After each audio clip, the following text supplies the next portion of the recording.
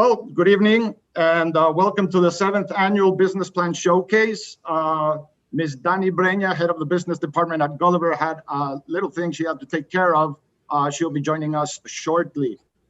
Thank you all for taking the time to be here tonight and support our entrepreneurship students under these new circumstances. They have worked countless hours in preparation for tonight's showcase. 26 teams began their journey back in August, generating ideas, choosing their partners, developing and refining their business plans. As things happen in the real world, some teams lost partners in the middle of the process. Some teams decided to switch gears in the middle of the process, whether it was the revenue model or the entire business model. All that happened.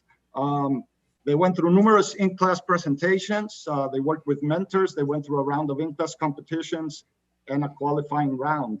And 3 teams are represented here tonight.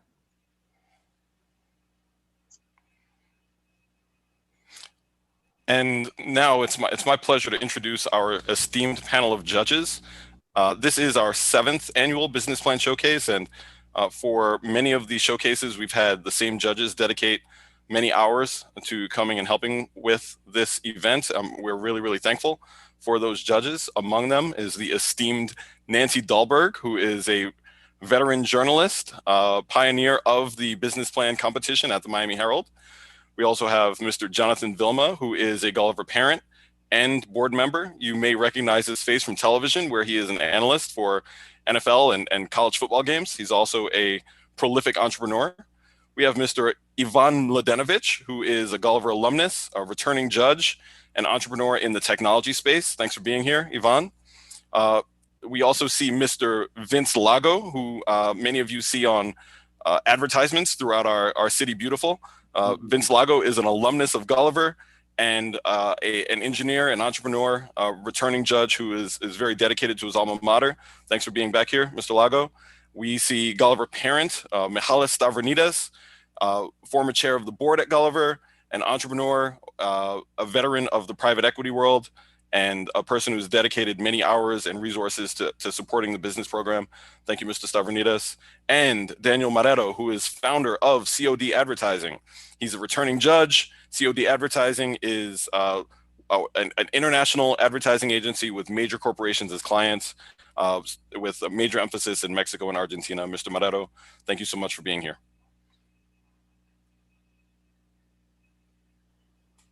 Okay, so with that, each team will have 9 minutes to make their pitch, plus 5 or 6 minutes for Q&A with the judges. Judges, you have the rubric. As I mentioned earlier, it's a good idea to make sure you take some notes as you're listening to all the pitches. Once you listen to all of them, at the end, we will ask you to click on the link that was sent to you to submit your scores and your feedback. Just to be clear, we're looking for a total score at the end based on that rubric. What else? Yeah, so then the judges will submit their scores, we'll tally the results, and then we'll have a winner. The teams will pitch in alphabetical order. We will start with CH Pillow, followed by Honu Pro Sport, and Pac Sensei will wrap it up. So without further ado, let's get started. CH Pillow, you're up. Hannah, I'm gonna make you co-host so you can share.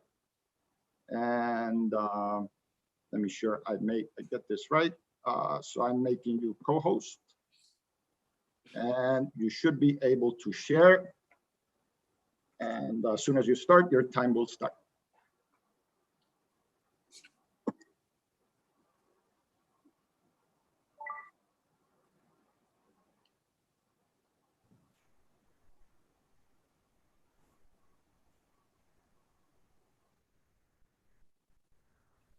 Hello, everyone. Can we all agree that life nowadays is really stressful? Not only because of COVID, but also because of work, problems, just life in general. As a consequence, when we try to sleep, we can't because of all that anxiety and stress. As a result, we buy sleeping aids so we can sleep better. However, it is not a healthy way to solve this problem. With that in mind, Gia and I put our brains together and we created CH Pillow, a pillow with smart technology that helps you sleep well and solve this problem that tons of people suffer from every day. By using CH Pillow, you will deal better with your daily problems and you will be healthier. According to Fortune magazine, lack of sleep costs the United States over $411 billion annually. Nearly 40 million people in the US experience an anxiety disorder in any given year. More than 40 million Americans also suffer from sleep disorders. Our research has shown that having a cooling or heating pillow helps in getting a full night's sleep. Anxiety, stress, and sleep are all connected. So the less sleep you get, the more anxious you are. CH Pillow and its adjustable temperature will aid you in getting a full night's sleep. So no more buying sleeping aids or using calming apps, just CH Pillow. How it works. So one side will be for heating and the other side will be for cooling. They're both a heating and cooling cordless pads that are connected by Bluetooth to the remote. On the remote, you can set a timer for how long you want the pillow to work. Since they are both heating and cooling cordless pads, they are connected to a power bank that you charge around 45 minutes and lasts 6 to 8 hours. And the power bank, you plug it into the side of the pillow, and with the memory foam layer in between each side of the cooling and heating pad will cover the power bank so it's not a safety issue. Here we have our value proposition statement that is for people ages 15 and above who experience a bad night's sleep. CH Pillow offers a cooling and heating system by using our smart technology, allowing the customer to adjust to hot or cold, depending on the preference. Here we have some data. At the left is a survey result that we survey around 59 to 60 men and women that live in the US and are mostly over the age 15 and higher. So we survey our parents, teachers, friends, other adults and teens. So what we asked them was, do you have trouble sleeping? And 2 out of 3 people said they do have trouble sleeping. At the right is a chart about percentage of US adults who have used prescription sleep aids in the last month between 2005 to 2010. So at the first column, 16.3% diagnosis sleep disorder, only 3.1% no diagnosis, 12.7% self-reported trouble sleeping, and only 1.1% no trouble sleeping. Also in 2015, America spent an estimate of $41 billion on sleep aids and remedies, and that is expected to grow in 2025 by $114 billion. Also, according to a research, a hot pillow can help someone sleep the same way a cold pillow can help. And the US is one of the principal regions with one of the biggest pillow market size, so it's a great place to sell a product. So here we have a graph of our smart pillow market size in the US from 2015 to 2025. So 2015, we can see the smart pillow market size in the US was 115.2 million. Almost 5 years later was almost $400 million. The expectation for this year is 514 million. And for 2025, it's expected to keep growing and will be $1,597.5 million. And the regular market pillow size is 16.6 billion. Also, I want to highlight that this proves that our business have a huge potential to grow. Our timeline. So during the months of September and October, we were working on brainstorming. Then in November, we were researching the technology and making our sketch. Then in November and January, we were working on market research. Now in February and March, we're running financial assumptions. Later in April and May, we want to work on our prototype. And by June and August, we want to test and manufacture and begin selling our product. The target market is men and women ages 15 and above with medium to high income that live inside the US that have trouble sleeping and are comfortable with technology. So here we have our SWOT analysis for CH Pillow and 2 other competitors. So for our strengths, we're revolutionary. So we're solving a problem that is another strength. So it's a solution to sleep disorder. And we also have hot and cold system. For weakness, we're a new brand and also competitive market, but however, disconnect with our strengths, that is a huge market. And for opportunity, expand, sell outside the US, and also have more pillow sizes. For sleep better, the strength is affordable price. However, they don't have heating system. For temper predict, they do have many pillow sizes, but they do not have heating system as well and no technology. Here is our EOU. So our total variable expenses is $182.59. So that's what costs to make our pillow. Our selling price will be $250 and our contribution margin will be 67.41. And after seeing our variable expenses and the EOU, we have decided that our company will be profitable and successful. So we plan to sell our product $250 and we price that this competitively, because our competitors that have only include system are priced around 120 and higher. So if you add up 120 plus 120, then you get to 40. So our product's a good price compared to other competitors and how much it costs to make it. And we feel that 250 is a good price point to give data. So we strive to lower down of unit costs by using economy of scale, since we're buying in bulk and we look around the world to see which is the best supplier. Here you have our startup investment. So for our startup expenditure, the total will be $67,200. So we'll be using that money for our prototyping, travel budget, provisional patent, website development, and also inventory. So our total startup investment will be $105,000 and $800. Here we have our 5-line income statement. So for year one, the numbers of units 450. So we predict that by taking 1% of the revenue of Smart Pillow, but was too high and we want to be conservative. So we thought that 450 was a good number. And as a result, our net profit will be 10,535 the first year and the ROI will be 10%. Year three, the numbers of units will be 1,300 and the net profit will be around $30,000 and the ROI will be 28%. Year five, we predict to sell 3,500 units and the net profit will be around $135,000 and the ROI will be 127.5%. For marketing, we plan to have advertisements on social media like Facebook and Instagram because that's where our target market spends most of its time. And we also want to have advertisements on websites that have to do with sleep. And for promotion, we want to give our product to influencers so they can market for us. And we also want to have billboards and coupons. We will sell our product on our website, which will be sold inside the US and in stores like Target, Bed Bath & Beyond, and Amazon, where other smart pillows are sold. Why us? So Guy has time management skills and is organized, so he can work on the research area and financials. And I can work on the design of the pillow, packaging, marketing, and advertisement. And we are both second-year business students.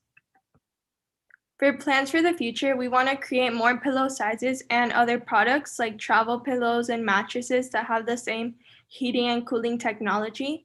And we also want to have partnerships with organizations like the Sleep Foundation, hospitals, and health insurance companies. And with things like health insurance companies, we can partner with them and sell our pillow to them. So when people sign up for the health insurance, they can give them a free CH pillow.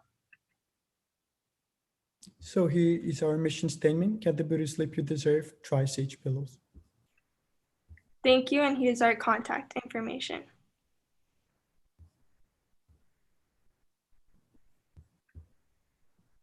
All right. Well, thank you very much, CH Pillow.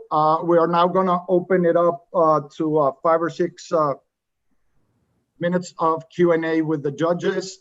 Judges, I'm just going to ask you if you have a question, just please jump in. I have a question. I have a couple of quick questions. Well, first and foremost, good job, both of you. Obviously, it's a very well thought out proposal. So you could tell you've put a lot of work and a lot of effort behind it. I had a couple of basic questions, and perhaps I missed it as you were presenting it.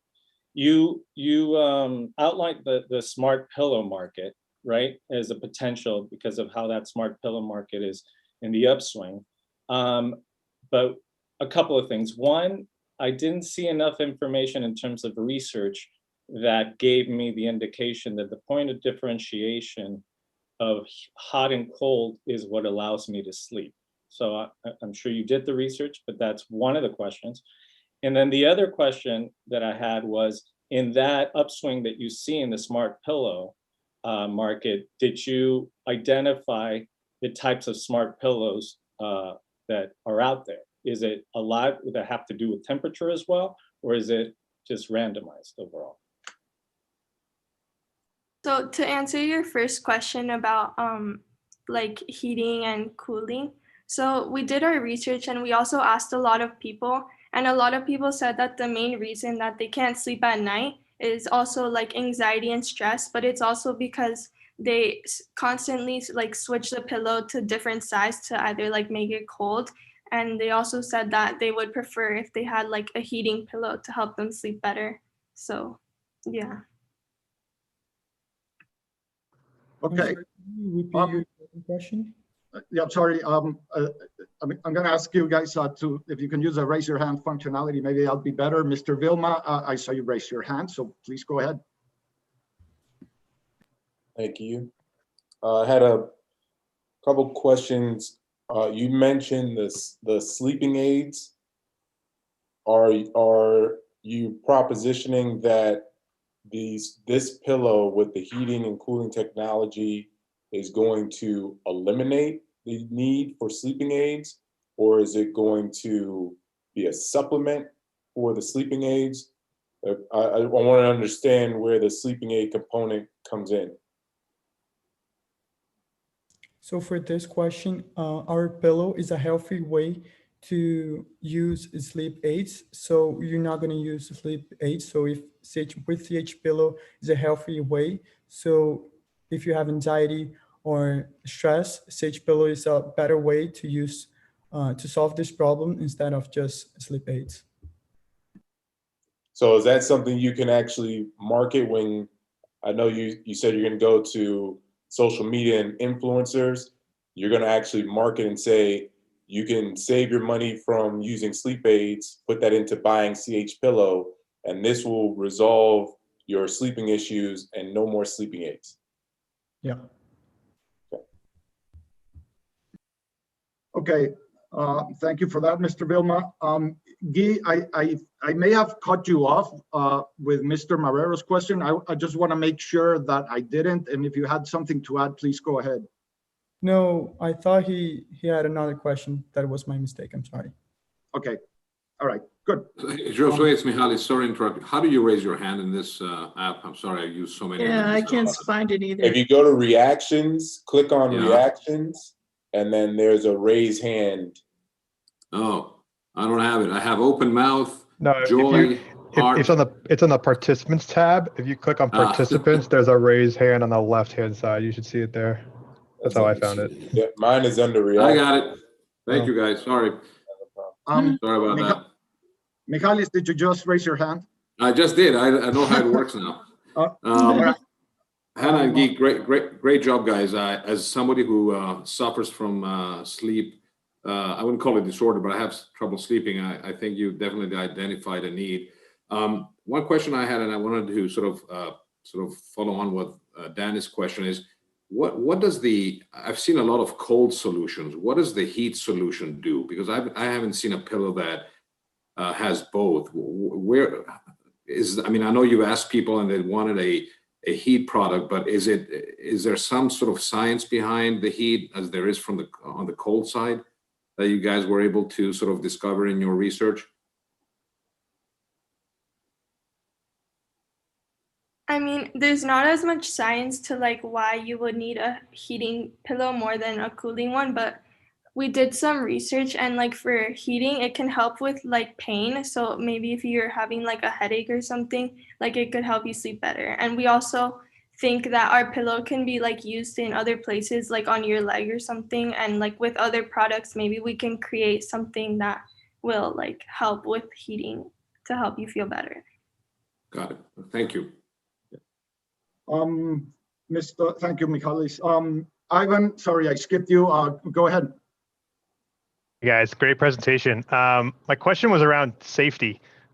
Is my understanding that your device, your pillow has like an electronic component to it? Is that right? Yeah. So how do you, not for nothing, but like I'd be afraid of falling asleep on a pillow that has something electronic at it. What if I get electrocuted? So what's the safety aspects of the pillow from making it safe for the person sleeping on it? So thank you for your question. That was a really common question. So we did a lot of research, and this technology has been used, I think, in jackets. And On the research that we did, it's completely safe. It's not going to cause you anything. I know people are afraid of that, but we need to solve this by showing the people that it's totally safe. All right, good. So we have time maybe for one more question, if there is, from the judges. Okay, I got a lot of hands raised, but now it doesn't tell me who it was. So I'll just defer to Ms. Dahlberg. Ms. Dahlberg, do you have a question? No, I really don't. Not for this one. So I picked the one that. I saw Mr. Lago's hand go up, sir. And yeah, Mr. Lago. Thank you. But I got to give credit to Ivan. First off, it was a great presentation. But Ivan hit the nail right on the head. My question was in regards to safety. So I gotta give credit to Ivan for asking a great question. All right. Okay. Well, good. Thank you. Thank you, CH Pillow, for a great presentation. Hannah, if you don't mind, I'm going to ask you to stop sharing. And thank you. And we will now give the judges a few minutes to kind of gather their thoughts and polish their notes.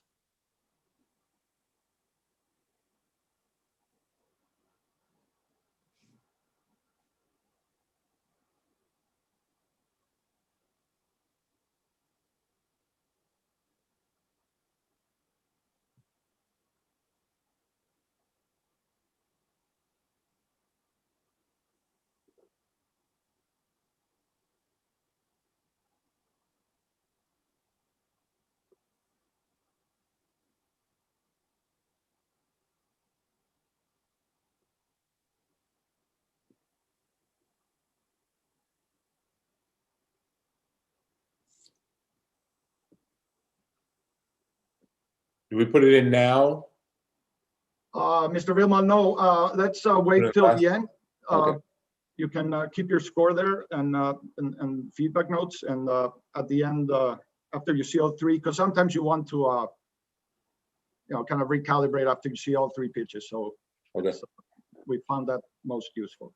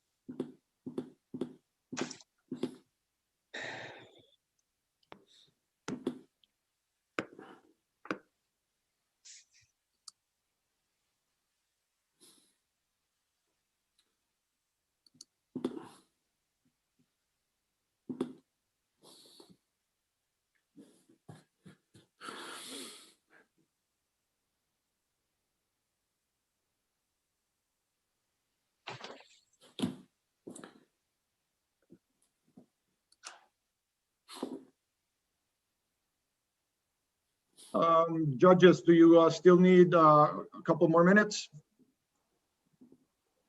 No? We're good.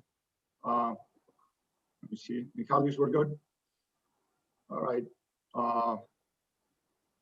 Daniel, Ivan, we're good. All right. Seems like we're good to go. So our next team is Honu Pro Sport. So Bailey, I'm gonna make you co-host so that you can share. And as soon as you guys start, I'll start the timer.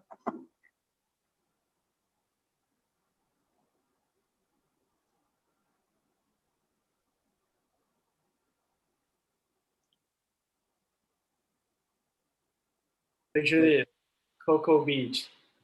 It's been barrels and barrels the whole day. It's been bombing. And I'm exhausted, I'm tired. All the salt water, all the heat. And at one point I hear locals saying, "It's a bomb, woo!" So I turn around, and it's a double barrel overhead. I start paddling to get it, and once I try to drop in, nothing could ruin this moment, except I get an unbearable pain in my left leg. It was a cramp. I was dehydrated. And from that moment on, I said never be dehydrated again while surfing. So the problem is that you get really dehydrated while surfing, you can't achieve the means to quench your thirst. Daniel Tramontana, my friend and a Hurley-sponsored surfer, has said the only two things that ever stopped him from surfing all day are his mom and dehydration. Pepe Hines, my surfing comrade, I went surfing with him last week. He is a worker at a South Beach surf shop, and he says the number one thing that people complain about is the fact that at one point they have to go back to the shore for water. So the problem was that obviously when doing water activities in sports, you get dehydrated easily and not able to quench your thirst. While we looked at potential solutions, one of our solutions was to use a camelback. A camelback is a backpack that has a water reservoir in the back and a straw so you can drink. A lot of people told me that that's the best solution. I took it out for a spin one time at South Beach. It was a bit rough. I took one tumble and I got up. I felt better. I felt lighter, and I realized the camelback had gone.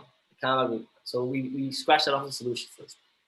We decided that we needed to create a wetsuit or a rash guard that has a built-in water pack. This wetsuit should combat cold, water, and sunburns. The water pack should hydrate you. The water pack could not compromise the aerodynamics of the wetsuit. It should be good and sleek design-wise and color-wise. And the retail price must be between $145 and $195. So this is our design for the wetsuit. It's a neoprene fabric wetsuit. It just utilizes a pocket in the back that goes over the zipper, which has a water reservoir inside with a straw so the wearer can easily access water while catching waves, so they can ultimately avoid dehydration. This is why our business poses as a great opportunity, especially that we're in the US, since the US has the largest share in the surfing industry and accounts for roughly 50% of global sales annually. On top of that, there's no valid patent for a product like ours, and surfers just want innovation. You know, they're tired of these big brands setting the prices for mediocre products that have basically remained the same for years. So surfers in the surfing community want change. This is also poses another opportunity for our business. The surfing industry so happens to be undergoing growth right now. For example, the global water sports gear market is projected to reach $55 billion by 2027. And on top of that, the wetsuit industry is also expected to reach around $3.6 billion in the upcoming years. When we start off, we're initially going to have two models, the beginner suit and the pro suit. The beginner suit will cost $65 and the pro suit will cost $50, which will mean that we would have a gross profit of around 66 to 69%, depending on the suit. I'm wondering, why do they have two models? Well, I'll tell you why. We have two target customers. One is the beginner. They're motivated to learn, and they spend 3 plus hours training. They're not skilled going in and out of the pocket, which is where waves are produced, where you ultimately have the most fun. They've been sold the lifestyle of the high life, and that's why they're willing to spend more money on equipment and on safety, meaning that their suit will have a bigger bladder in the reservoir and will have a thicker wetsuit. And obviously, they would provide really good feedback for us to apply changes to the suit. And who doesn't like posting about surfing on social media? It makes you look cool. So they would post and promote a product to average surfers and average Joes. In the same way, intermediate to pro surfers train a lot, upwards of 5 hours. Intermediate surfers are tired of the use of the big brands, as we mentioned before. Pro surfers can promote this to the large followings, and obviously the large followings include a lot of surfers. Intermediate surfers like to buy local, so they like buying from small surf shops and supporting small surf shops. And usually these surfers will care more about comfort and functionality, but they still would like the water pack. So our competitive assessment. You've probably heard of Billabong, Hurley, Quicksilver. Well, those are the specific brands that are abusing all the surfers. You might see that our wetsuit is much less pricey than the others. That's because they're absolutely abusing the surfers because they're the only ones in the market. They set the price. Billabong has obviously been an established Australian surfing company, and obviously they're world-renowned, as well as Hurley and Quicksilver. But the one thing that they can't do is they can't hydrate you, which is where the difference is made. even though these are, they have the advantage of being known, they have the disadvantage of being known as bad companies. They often overcharge and deprive no innovation. And that's where we'll take that advantage and use feedback from customers for our product development and develop a good relationship with our customer.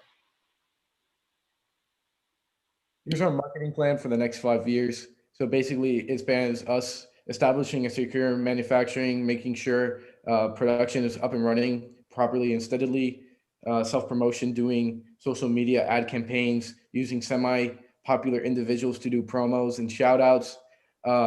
Also, we would be coming into contact with local surf shops, kind of grassroots things to really connect with our target consumers in the beginning. Create a loyal fan base and a passion surrounding our products, adjusting for more production, more volume, increased demands. Until eventually in year 5, we would probably start doing partnerships with larger retail outlets that sell wetsuits and water sports gear. And also we would be coming into contact with professionals and well-regarded influencers to further connect with our target consumer. Another part of our marketing plan is how we're going to acquire customers, retain them, grow community around it, and also grow our business as a whole. Acquiring customers would be done through social media to bring awareness to our products, going to trade shows, surf competitions, and other public exhibitions to interact with target consumers. We would retain them by what makes our company special, listening to customer feedback, trying to increase loyalty, passion around their brand, use incentives to promote close relationships. And we would also be our company altogether by trying to build up lifetime value. And after securing enough profits, sufficient profits, we would probably start adding new products to the line, reaching other sports, and maybe probably doing merchandise.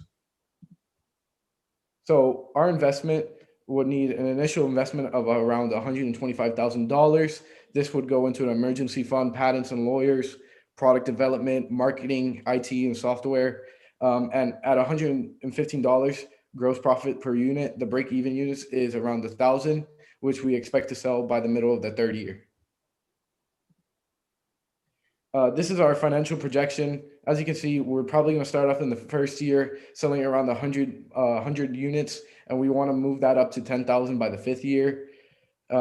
As you can see, this is where our company has a really good opportunity, as a return on investment is likely to go positive within the later of the 3rd year to making a 486% return on investment by the 5th year. Now to our operations plan. We would build a prototype to get it right. I would obviously test it along with some of my surfing buddies, and we would outsource it to a factory. We would then use my contacts in the surfing world to sponsor this product, as well as Bailey mentioned, we would use social media. And we'd first sell it online, and after we develop our brand and our relationship with the customer, we'd sell it through specialty stores. And to further develop our relationship with the customer, we would use their feedback and apply the changes to the wetsuit. So I think why we make a really good, successful team is, one, Alex is a very experienced surfer who knows a lot about the surfing community as well as the surfing industry. As well, he knows a lot of insiders within the market and the industry, so he can help us get a lot of contacts, local contacts, professionals, so he can really get our foot in the door when it comes to starting up this business. As Bailey mentioned, I do have a couple of connections. One being Raul Rios, who's the junior pro champion of the world, and he's already agreed to test it and obviously promote it if he likes it. And Bailey, as you can tell by the 1st and the 3rd side, is an experienced designer, and has a will to learn about the surfing industry, and he ages like fine wine. It's been great working with him. Hopefully you can drop in on us for this opportunity. Thank you. Any questions? Okay, thank you, Honu Pro Sport. We're gonna open it up now for questions from the judges. Ms. Breña, maybe you're getting the hands raised now, because I'm not seeing any hands raised yet. Eric Delgado. Yeah. Didn't you have your hands raised? No, I put the clapping emoji. Ah. Yeah.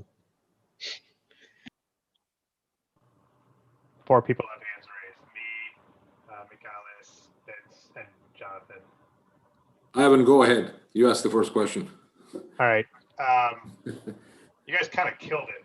You did really well. A lot of really, really good things going on here. I'm going to ask a nitpicky question. Can you go back to your financials slide?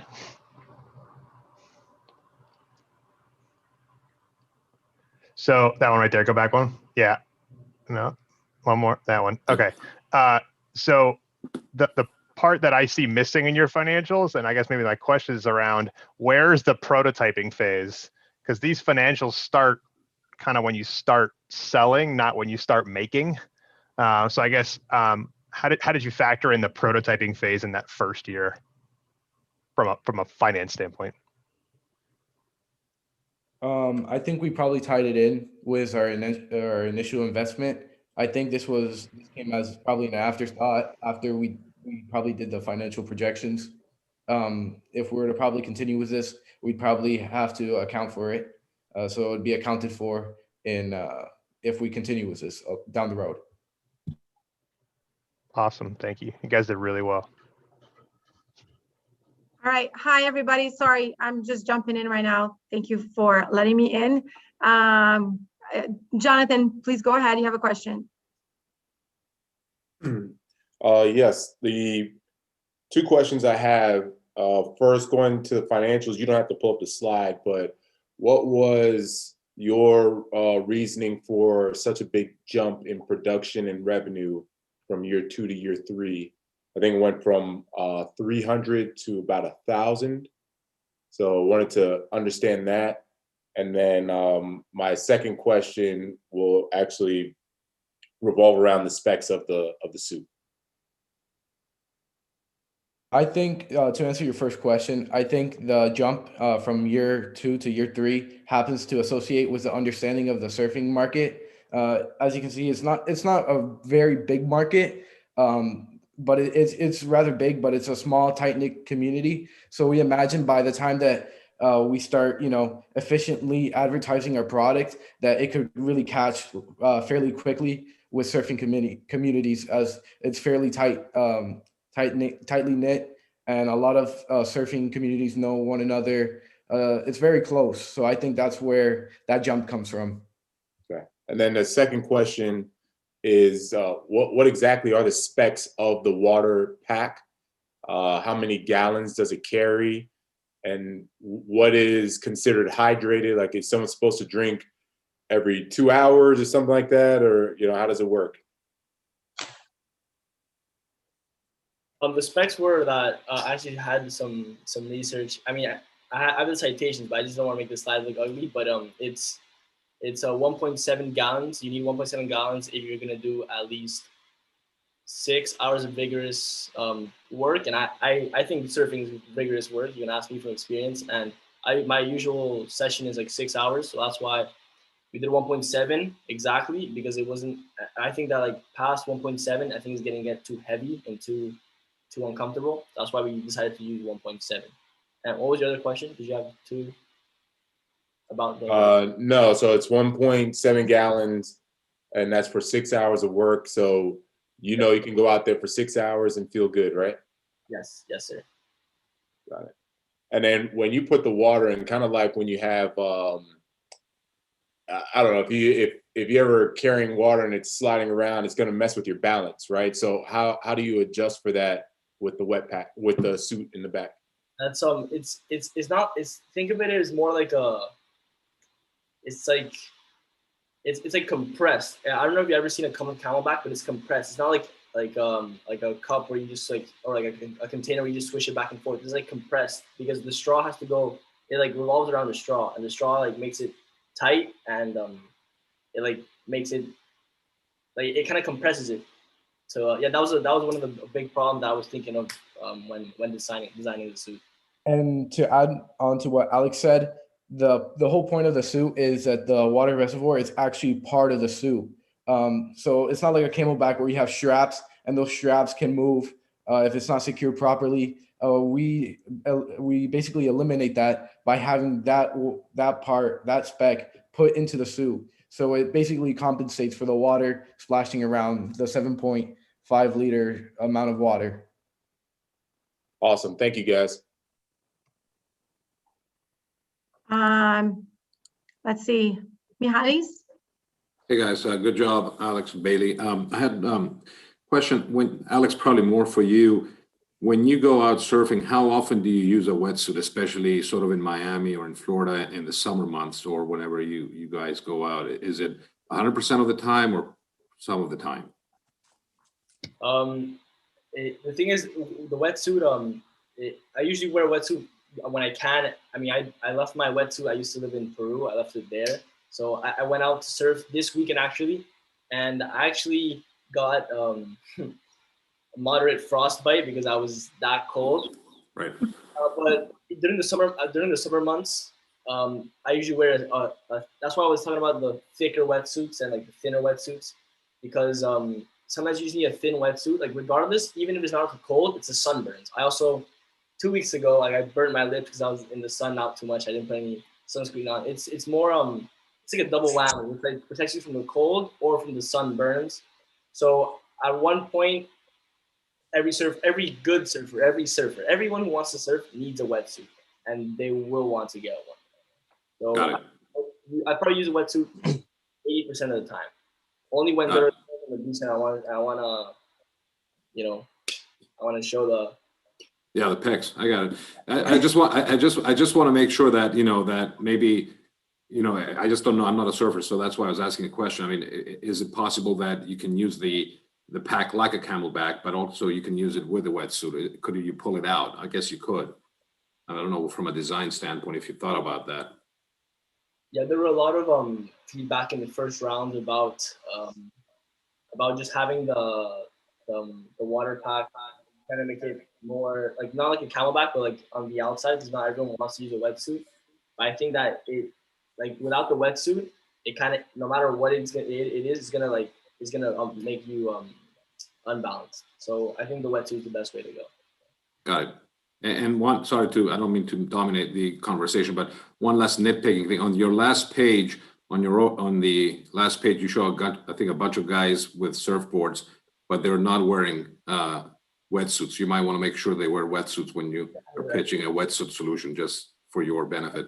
It was actually me, but that was the day I got frostbite. Yeah, I could mention that. That's a good idea. Thank you. Yep. Nancy. All right. Well, thank you very much, Honu Pro Sport.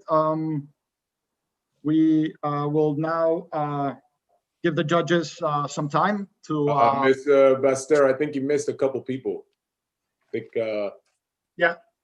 So maybe we'll take one more. I'm just trying to be fair in terms of the time with all the teams. But okay, let's take one more question. Danny, do you know who raised their hand? I think Mayor Vince Lago had his hand up. I apologize for that. Mr. Lago, go ahead. No worries. One quick question, gentlemen, by the way. I thought it was an exceptional presentation. One question and one statement. I think that the marketing portion of your presentation could be expanded a little bit. I think you're missing an opportunity to discuss the value of the protection, not only for the sun and for frostbite, for also maybe it could be offered protection for your back or for some sort of muscular injury or something like that. I'm not a surfer, but maybe that could offer a little bit of padding when you're dealing with a reef. I am a spear fisherman and a skin diver, but maybe that's an opportunity to avoid hurting yourself. My question is more geared towards the issue of production. Maybe I missed it in the presentation. Do you have a clear indication of where you're going to be producing this product? Is it going to be in the United States? Is it going to be abroad?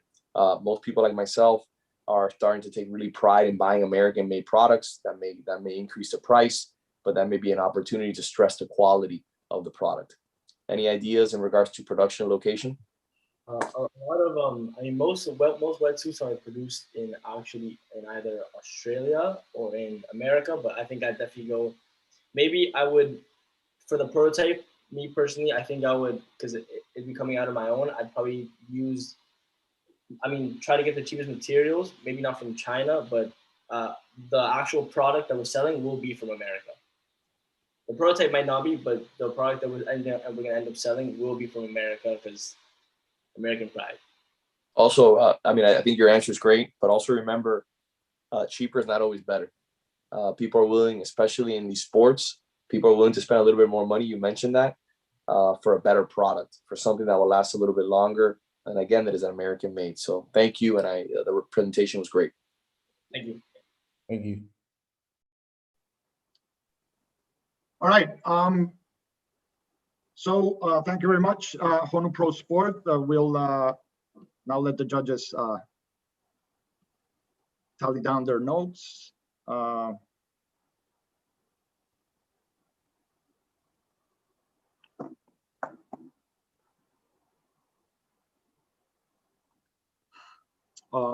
Bailey, you can stop sharing. Yeah, thank you.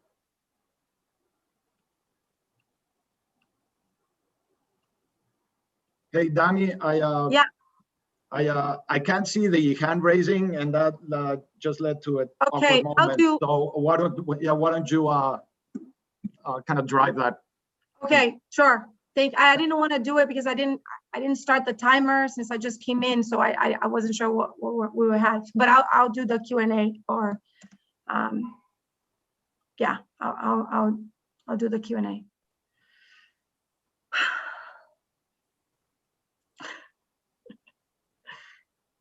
All right.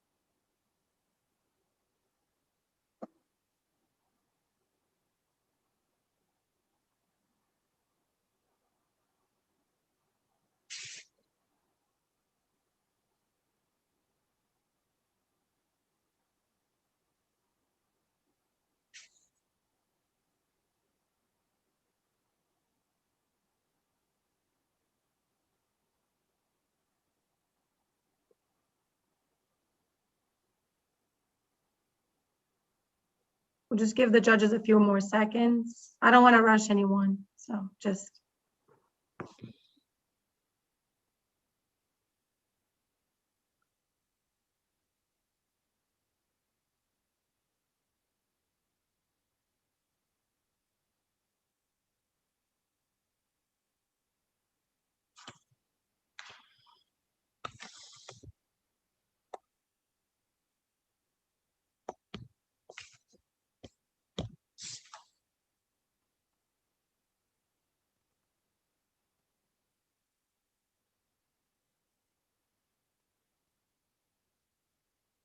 How are we doing, guys, ladies?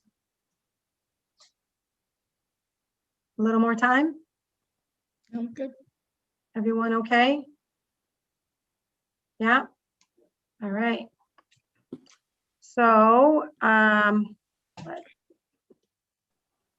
right. So up next, we have PAC Sensei, a team of Emily Aparicio, Eric Delgado, and Milo Suarez, who is going to be sharing the screen. Milo. Milo. Let me make you a co-host, Milo. And you guys, I'm gonna set my clock, 9 minutes. I'll give you a heads up if you're getting close to that time so that you can wrap it up, okay? Is that how, that's how we've been doing, right? Got it. All right, so whenever you're ready, you just start and I'll start my button here. All right, we're good to go. So, hi everybody. My name is Milo Suarez, and this is my partner Eric Delgado, and we are the founders of Pack Sensei. Our partner Emily Aparicio could not attend the presentation today due to time conflict with dance auditions, which is really one of her passions. She's been a huge part of this process, so it'll be tough to not have her present with us in front of you all.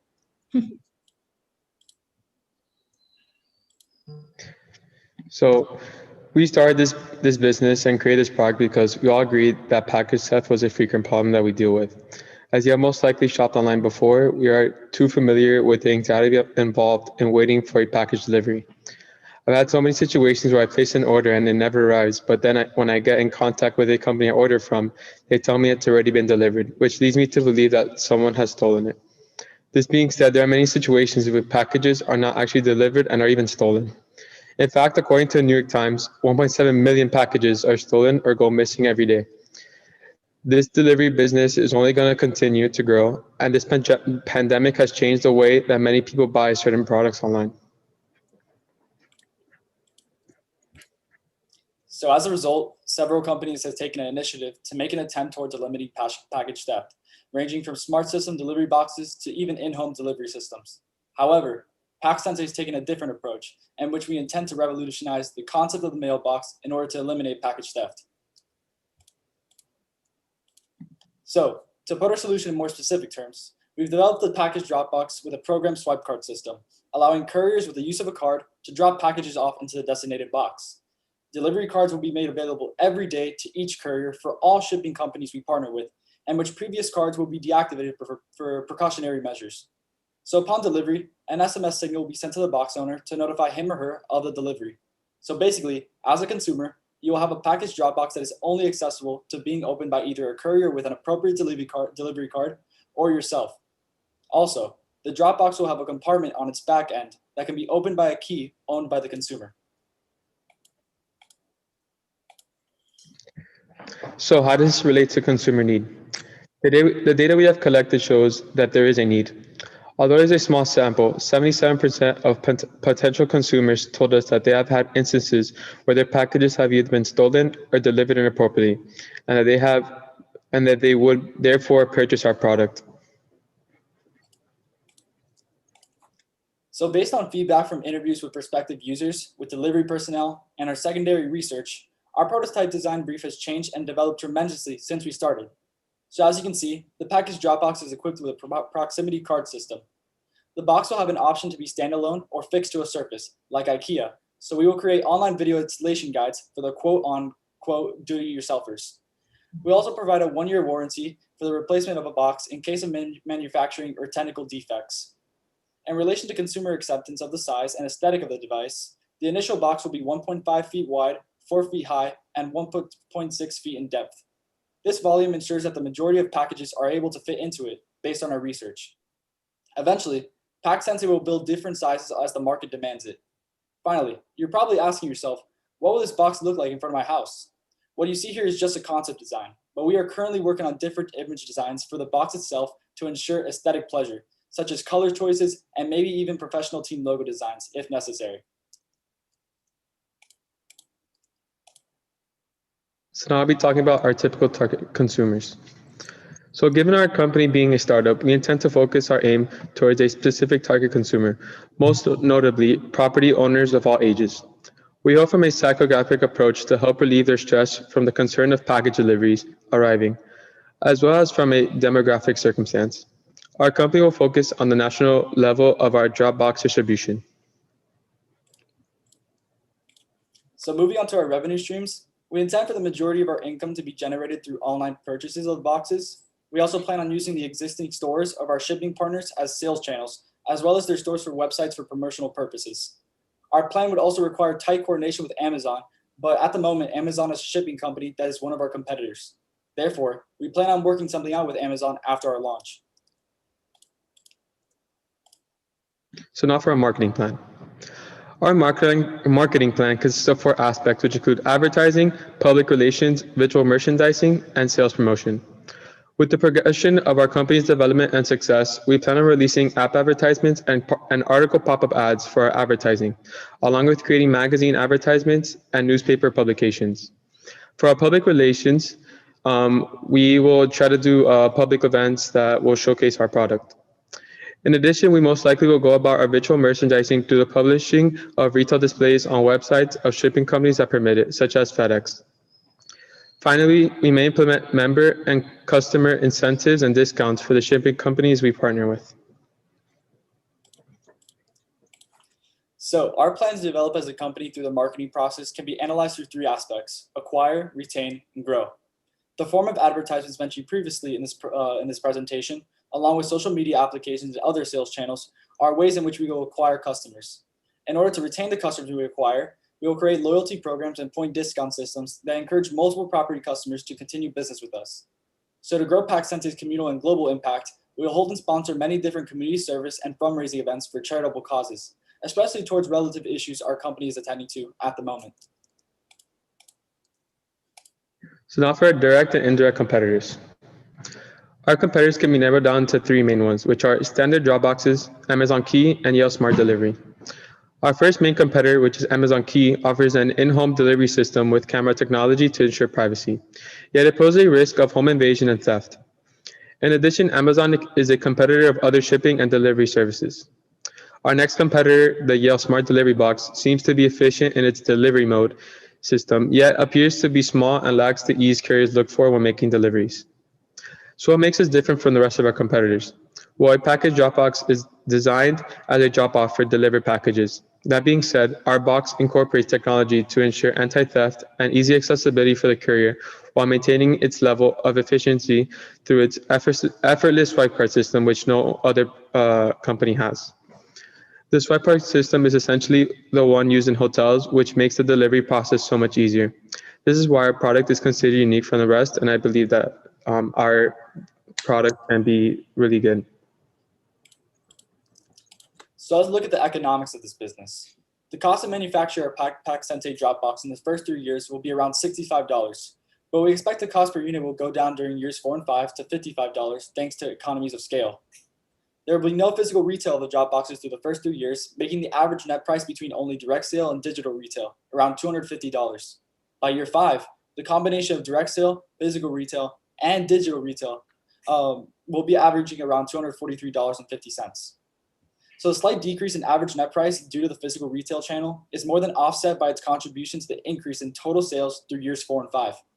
So assuming a customer buys just one Dropbox in his or her lifetime, the lifetime value of the customer would be around $185, whereas the customer acquisition cost would decrease from $125 in year 1 to $24.35 in year 5. We expect the number of units sold will increase from 150 units during year 1 to 11,500 units by year 5, and that our gross profit margin per unit is around 75%. Our return on investment figures highlight the attractiveness of this business opportunity. So now for our value chain. PacSense's operations can be interpreted through a value chain in which marketing, manufacturing, and product development are the key functions that need to be performed.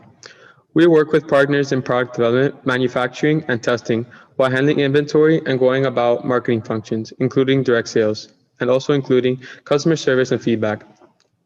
Milo will be in charge of product development and manufacturing, including working with Permaball Company and AlphaPass, who are two key main suppliers we have identified. Emily and I will focus on our attention on marketing and sales. So, what do we need to get PacSense started? We are seeking $112,000, which will primarily be used to continue developing the product and working with lawyers to secure a patent. It also includes an emergency fund. Based on this investment and our gross profit per unit of around $185, we expect to break even when we sell 608 units, which we expect will be after 2 years. So as the frequency and size of deliveries can only be expected to increase, help us bring the mailbox to the 21st century.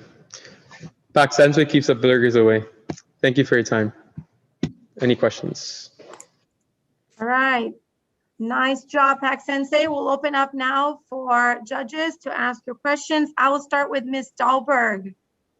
Okay, great. Very good presentation. I think I missed how much they were going to cost. $250? Is that what it was? Yes. $250. Okay. And your expectation is that a customer would just need one of these?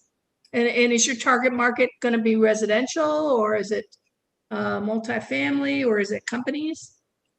Well, hopefully, actually we had this slide here, acquire, retain, and grow. And hopefully based on our lifetime value, we will able to attract customers that own multiple properties. So that way they'll be able to own and, create sort of attract discount systems where if they buy one for one house or one apartment, one building, they'll be able to get a discount for another property that they buy their package Dropbox for.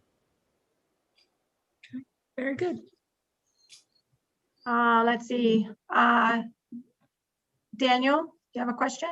Yes, I have a question and then a comment real quick. First and foremost, very thorough presentation, very insightful, considering it's very on trend. I mean, this is something that's happening right now, which is always good timing.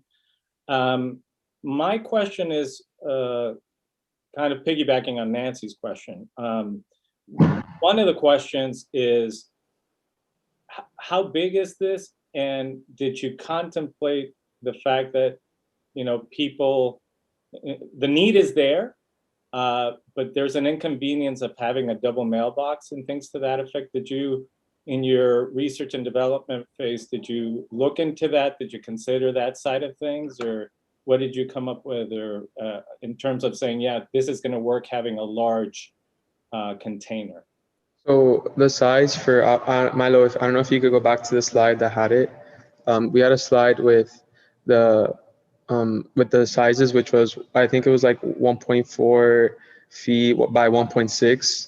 So it's not really that big, but we would like to offer multiple sizes, because I know some people are constantly buying the same thing that they need. So if they are buying like really big products, they could probably get a bigger bin or a Dropbox. So I believe that having a double mailbox, I mean, just having it right next to your mailbox or wherever you feel like is most comfortable for your house, I feel like it wouldn't be that problematic, because in the end of the day, it's just something that is going to help you with your day-to-day deliveries, which obviously now with COVID, we realize that it's really necessary, since most people aren't as comfortable going out and now are just buying a lot of things online. Okay, thank you. Just one comment, and I understand why you did it, but when you're like in angel investment groups and things like that, I know you wanted to give Emily a shout out because she wasn't able to make it. But if it's a formal presentation and somebody doesn't make it in the last minute, she could be on the thing, but you don't start with a disadvantage. You both did a great job. I understand you mentioned it because this is in the class environment, but I'm just saying, when things like that happen, you just run with it. You guys did a great job, and I know Emily must have put a lot of effort, but it's just a side note, just to let you know. Thank you. Thank you. Let's see, Jonathan. Thank you. So my question is, the need is definitely there for the consumer. People, as you mentioned, you ask people, and a lot of them, above 70%, had their box stolen before, so the need is there. But from the UPS, Instacart, FedEx perspective, they're still delivering the box on time as they were intended. So what are you doing to incentivize FedEx and UPS and Instacart? Because from their perspective, they're saying, we're not losing customers and we're not losing business because we deliver on time as we're supposed to. It's not our fault if someone steals the box. So how do you guys approach them about partnering? Because I see that the card is going to be an extra logistical step for their employees. And so I'm trying to understand where the need for FedEx, Instacart, and UPS, where is the need for them to want to partner with you to now help out the consumer or the end user, really? Definitely, that's a great question. So actually, how we were going to approach these companies that we wanted to partner with is basically, this is a win-win scenario for both sides. So basically, if these packages begin to be delivered safely due to our package drop boxes, those companies we partner with would want to work with us, given that their credibility to be able to deliver these boxes would just increase tremendously. So I think the ratings and the way in which couriers go about their daily activity also makes them more secure about, you know, having to deliver these packages. It just makes them feel more safe. Also, the consumers that get these package drop boxes, because like, think about it. If FedEx, let's just say, advertises our product on their website, and people start like buying it from their website, pretty much like there's that relation there that kind of makes like couriers or like the consumers that buy this package Dropbox, they'll feel more safe to like have someone sponsored with someone that they package it, like they actually buy a box from. So I don't know, I just feel like it's a win-win scenario for both sides of like that buy this.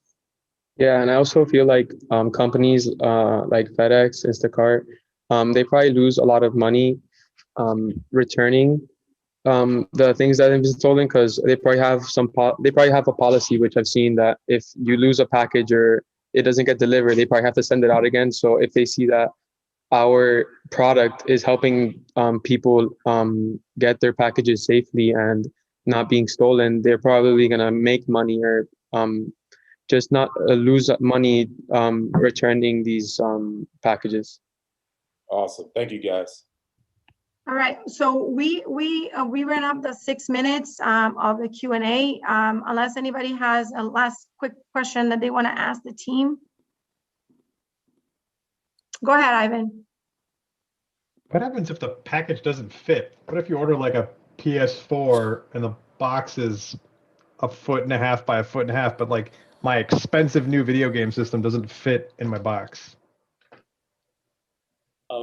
Yeah, I'll answer that. So, well, ultimately, if the package Dropbox doesn't fit the actual package, the courier will already be instructed to leave the box right next to the package Dropbox, and like that'll be the ultimate, you know, like the final thing that they have to do. But eventually, Pack Sensei, like over our 5-year span, we're projected to make quite a revenue based on the amount of package Dropboxes we sell. So hopefully we use that revenue to build different size package drop boxes.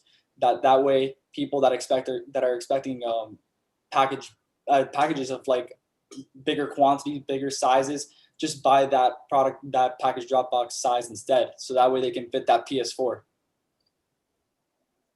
Well, thank you.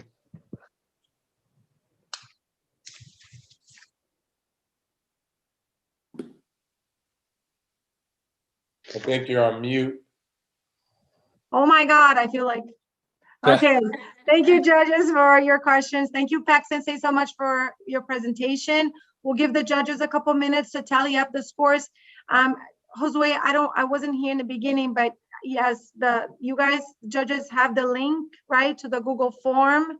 And once they're done with the rubric, then they're gonna input it into the Google form, correct? Okay, very good. All right. I have a question. Is there going to be a discussion among the judges at all? So the way we do it, you guys will score. We will tally up the total score, and then I guess we need to send the students to a breakout room, and we'll just kind of verify the total scores basically. But you all will score individually. Understood. Thank you. Yeah, Danny, I think it'd be more like the judges and us go to a breakout room. Oh, I don't know how it was set up, because, yeah. Okay. No, I don't. Yeah. All right. So do you have control of it, or do I still have control of it, Josue? No, you have control. Okay, so I'll send the judges to a breakout room. That's what you're saying, right? I'm sorry, I'm just trying to. Yeah, once the scores are in, I believe the way to do it is we go on a breakout room, share the results, Okay. and at that point, if anything's close or what have you, we have a discussion. Okay, cool. So just to be clear, you want us to input the scores now on the scorecard on the link? Yeah. Yes, please. Thank you. Yeah, sure.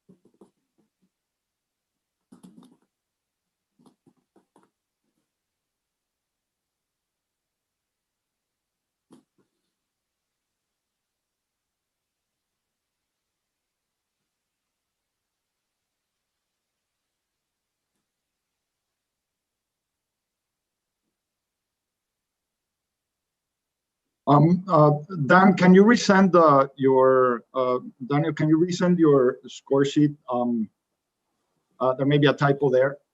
So I believe it's five sections, max score 50, right?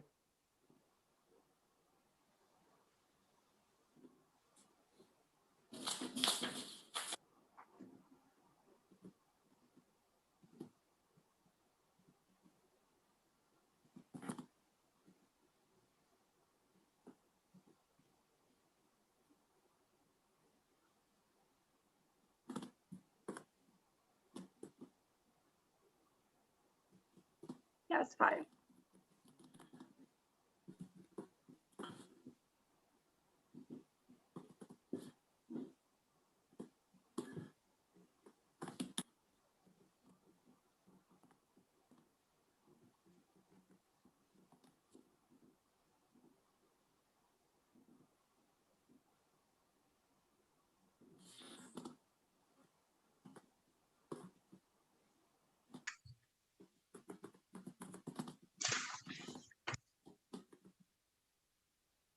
Let me check. Can he resubmit it, JB, on the form? I think I allowed it, right?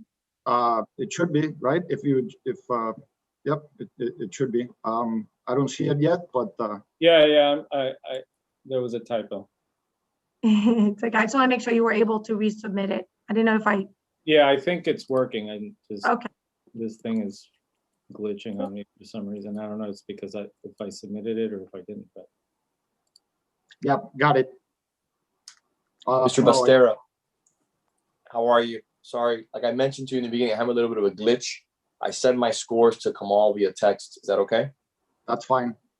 Thank you. Kamal always coming in the clutch. Always. I got everything broken down over here. Don't worry. I just want to make sure I'm good. Scores are in.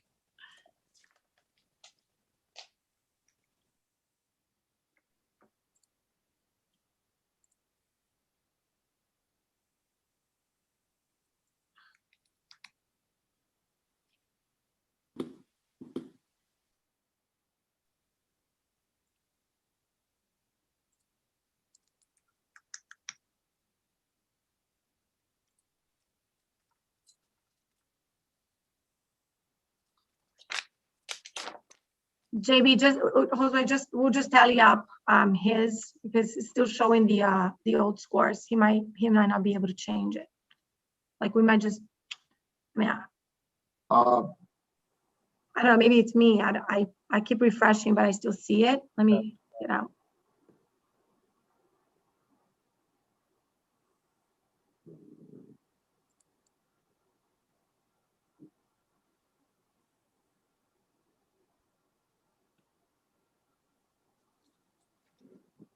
No, it's good now, I guess. Is it? Let me see. No, it's still showing. Okay.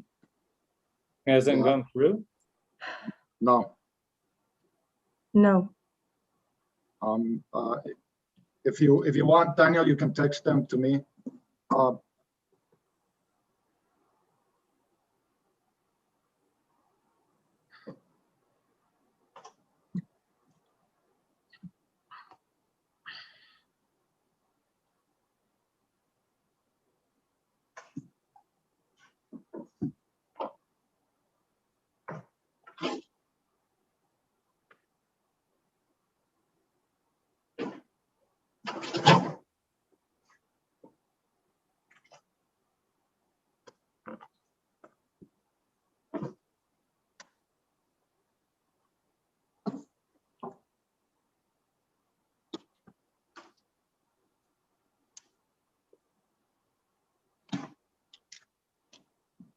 And Mr. Lago got your scores via KJ.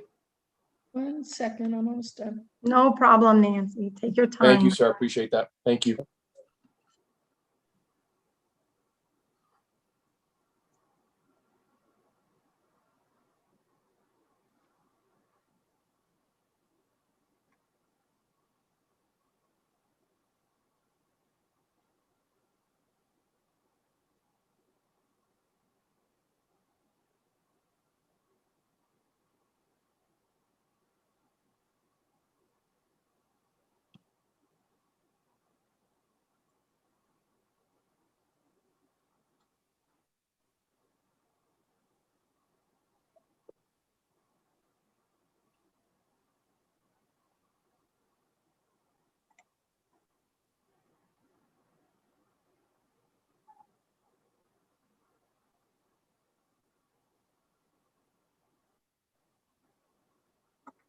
Did you get that, Josue?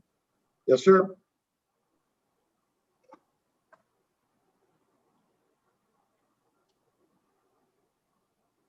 KJ, are you running it?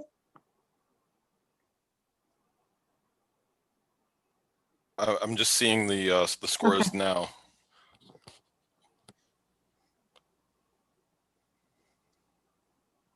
And you don't, do you need Daniels from JB? Oh, I'm tallying up. You want to tally up? Go ahead, Josue. Go ahead, Josue. Whoever's doing it, that's fine.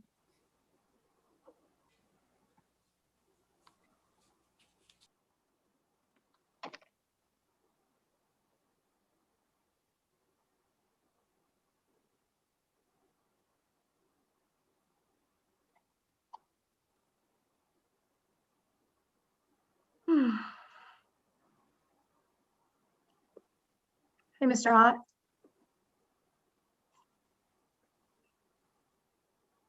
How you doing today, Ms. Brunha? It was an eventful last minute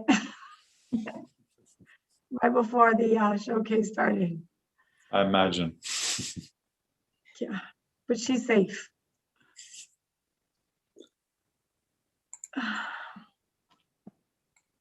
I smell like smoke though. Wow. Want to hear more later? I will tell you.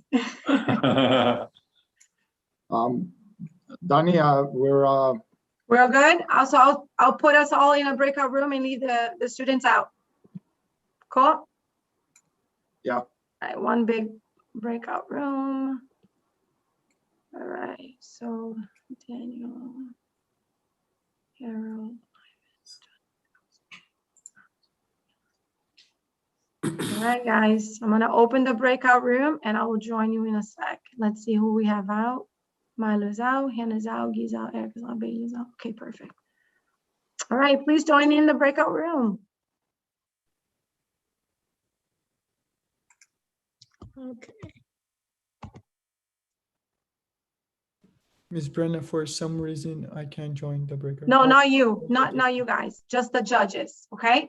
We will come out in a little bit. Okay. And for some reason, I can't join the breakout room either. Why is that? Okay, let me see here. Doesn't let me join. I was left out. I'm like, you guys, where am I?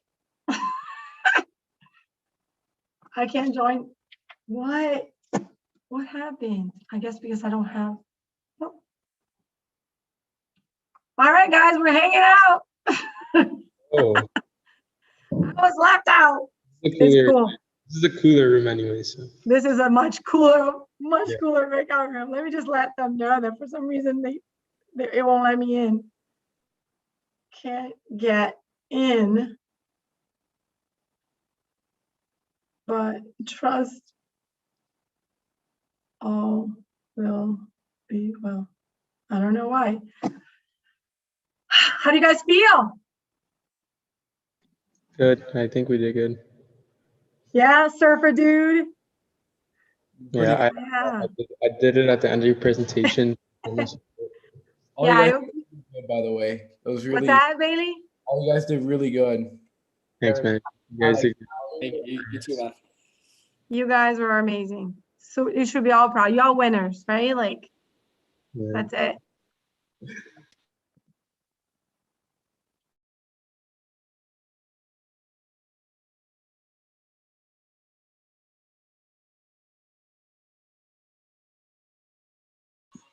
Yo, are you guys in Brenna or in Mr. B? I'm with Mr. B. Are you with Brandon? Mr. B. Yeah, me too. I'm with Mr. B. We are in Miss Brenna. Your questions were so hard. Yeah. Yeah. Like one of the asks is like, what happens if the box doesn't fit? I was like, I don't know.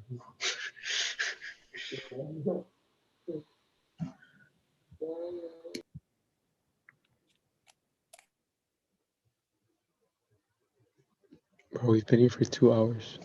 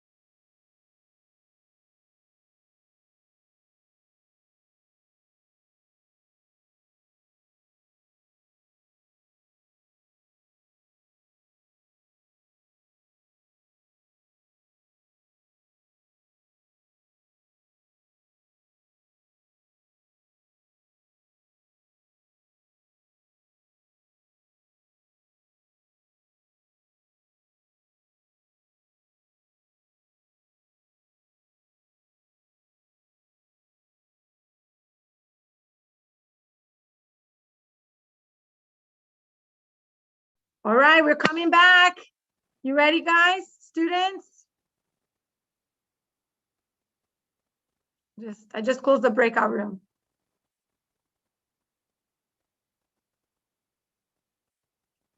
Is everybody here? Do I see everyone? No.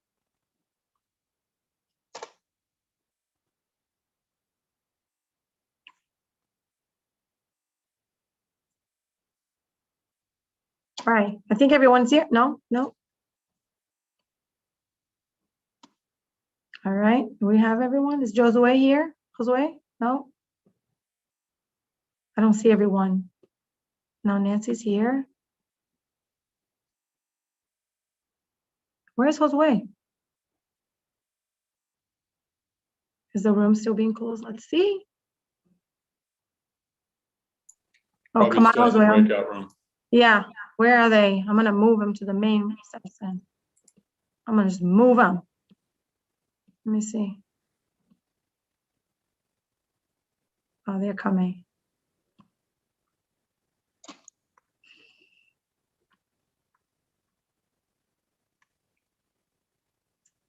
All right, we have everyone back? Yeah. All right. So,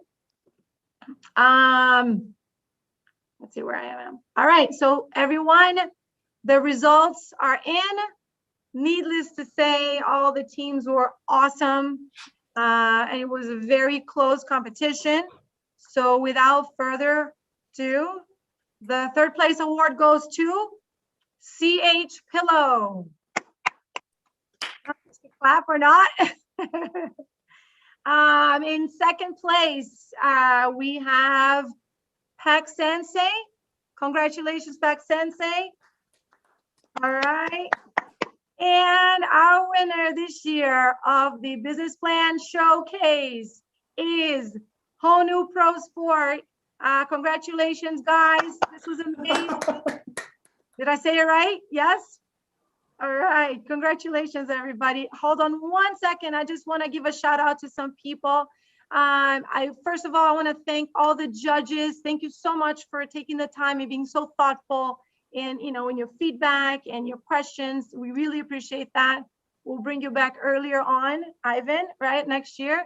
I also like to thank the administration for their support, Mr. Schoenwald, Mr. Seal, Mr. Kling, Ms. Bowen, Lorna in the Students Activities Office, my friend Dennis Vasquez, IT, Mike Silver, and Megan Aspiazo for her amazing marketing that helped us out, make sure everybody knew about it.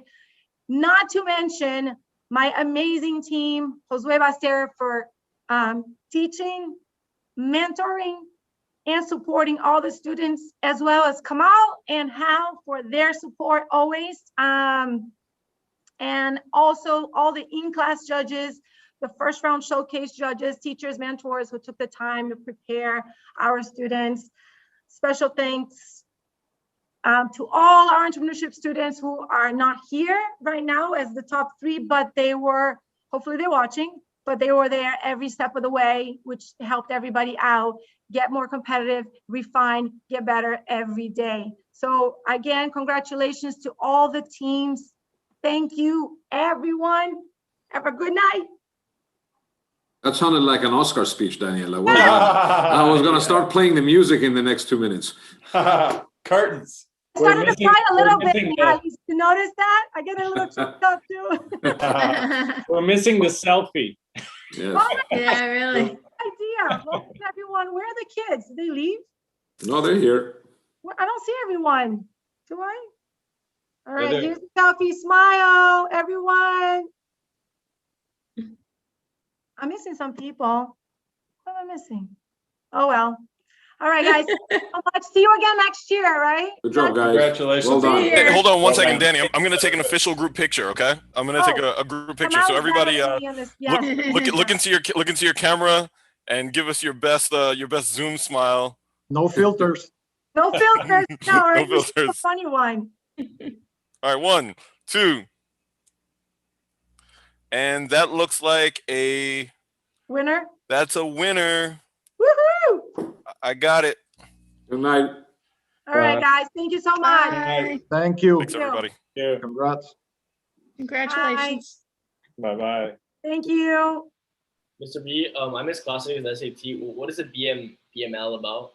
I didn't get. Are you serious? You just won the showcase. You're asking about homework? Business to business. I'm kidding. Mr. Schutz, don't worry about it. Yeah, don't worry about it. I can go out today. Don't worry about it for now. On Friday we'll talk. All right, And, thank you, thank you, Miss Brenda. Have a nice night, everyone. You're very welcome. congratulations. Congratulations. Great job tonight, bud. Oh my gosh, guys. Thank you for hanging on. And thank you for holding on to the fort. Oh my God. What happened? So I'm here, right? I'm here, sitting here, getting all ready. My mom calling. Danny. Yeah. Are we not live? Oh yeah. Let's end, and then we'll